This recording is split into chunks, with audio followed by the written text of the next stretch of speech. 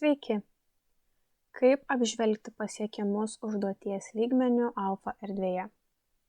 Pirmiausia, pasirinkite klasę, eikite į skiltį priskirtos užduotys ir pasirinkite jūs dominančią užduotį.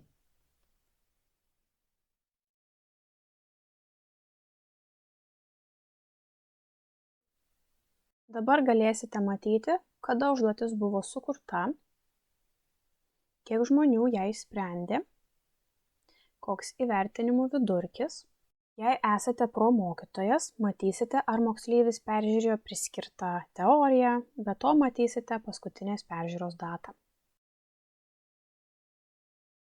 Žemiau matysite visų klasės mokinių išklotinę, jų individualius rezultatus. Statusas parodys, ar užduotis buvo pateikta ar ne. Taip pat mokytojams bus indikuojama, jei užduotis pateikta jau pasibaigus terminui. Čia taip pat matysite, kiek atsakymų buvo teisingų, kiek laiko praleista prie užduoties ir kiek surinkta taškų. Paspaudę peržiūrėti, matysite individualius mokinio rezultatus.